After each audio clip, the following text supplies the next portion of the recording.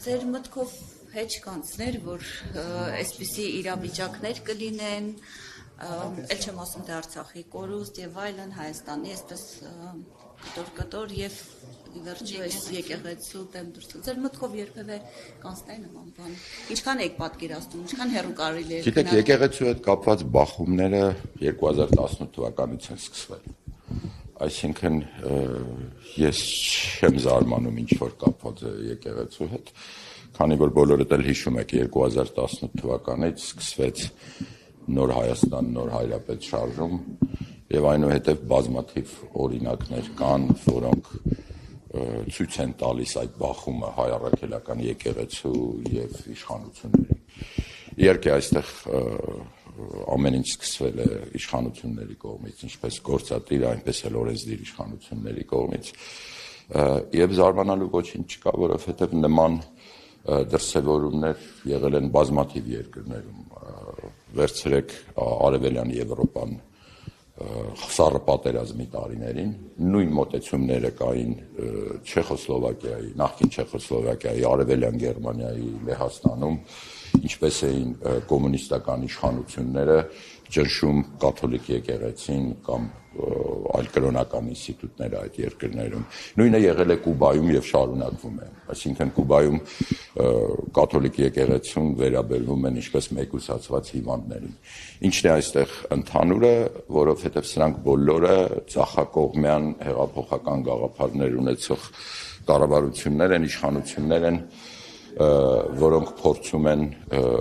աշխարհիկացնել ռադիկալ կերպով աշխարհիկացնել հասարակական կյանքը։ Այսինքն կարծում եք, որ Նիկոլ Փաշինյանի նպատակը եկեղեցին աշխարհիկացնելն է, թե այլ հասարակական կյանքը։ Ես նկատի ունեմ, որ երբ որ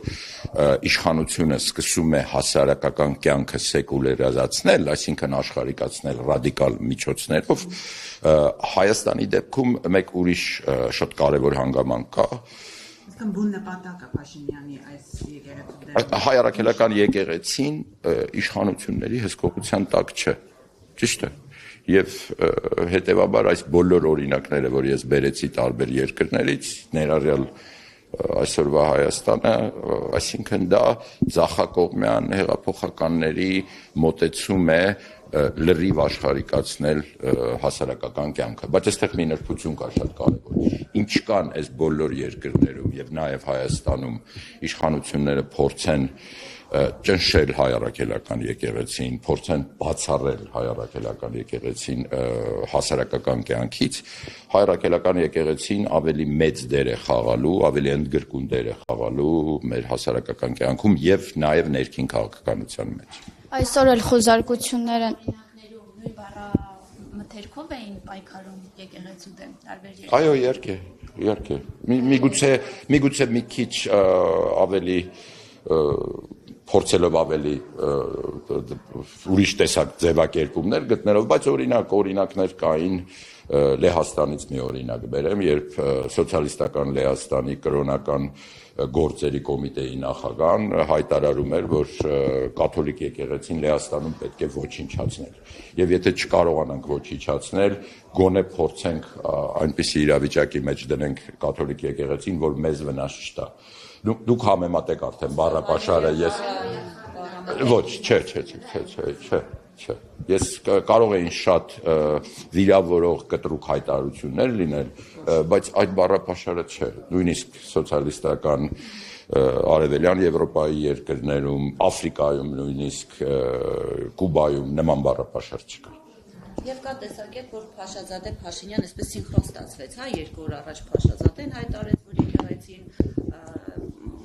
վտանգ է ներկայացնում իրենց ծրագրերին եւ անմիջապես նաեւ այստեղ տեսակետ կա, որ դա ուղիղ հրահանգ է նաեւ այս ուղղությամբ աշխատելու, ինչպես բանակի ուղղությամբ աշխատեցի։ Գիտեք, սա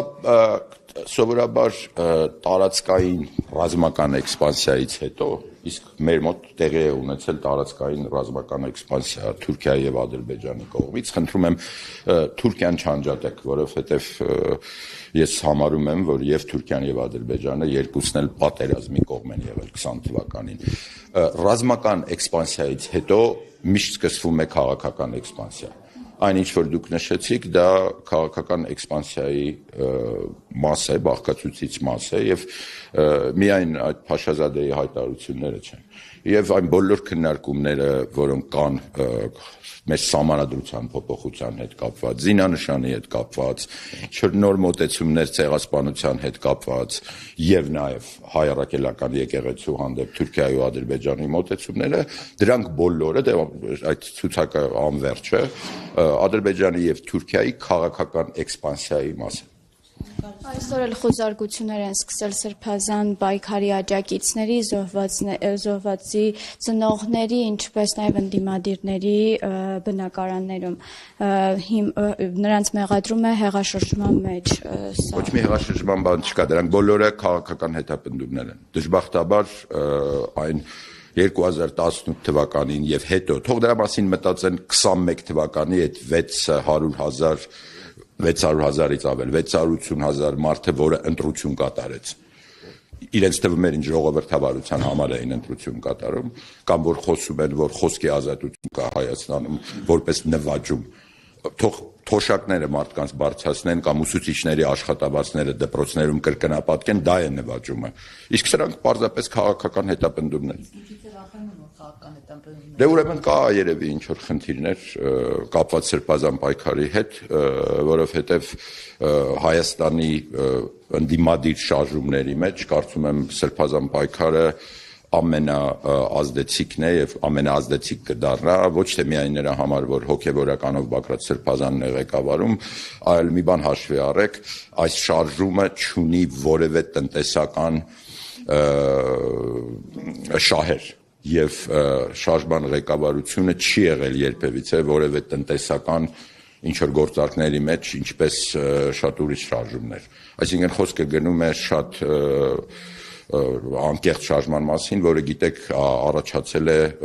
Տավուշի շրջանում միակողմանի տարածքների զիջման հետևանքով, այսինքն այս ամեն ինչը ունի պատճառահետևողական կապ եւ իհարկե սրանք քաղաքական հետապնդումներ են։